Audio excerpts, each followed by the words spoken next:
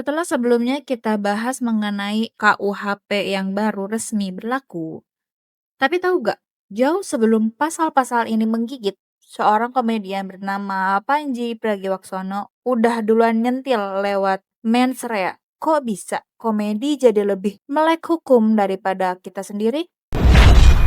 Lagi-lagi soal kebebasan berpendapat. Di satu sisi ada yang bilang cuma bercanda, di sisi lain ada yang ngerasa dihina. Tapi dalam hukum, niat itu segalanya. Istilah mens rea secara harfiah berasal dari bahasa Latin yang berarti pikiran atau niat yang bersalah. Jadi, mens rea bisa dianalogikan sebagai niat jahat.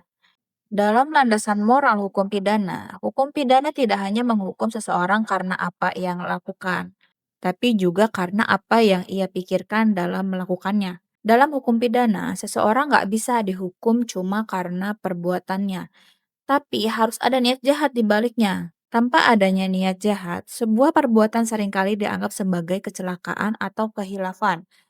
Banyak yang fokus nyari niat buruk di omongan Panji. Padahal lewat judul mens rea, Panji justru lagi pengen ngajak kita ngintip niat batin para pembuat kebijakan. Jadi pertanyaannya, di balik siapa yang sebenarnya punya niat buruk?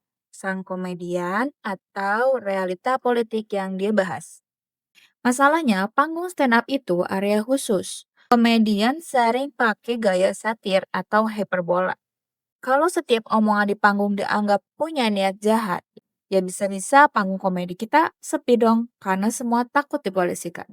Kritik Panji mungkin pedas, tapi apakah itu memenuhi unsur kebencian? Atau cuma observasi sosial?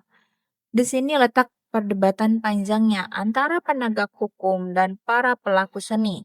Kasus ini jadi pembelajaran buat kita.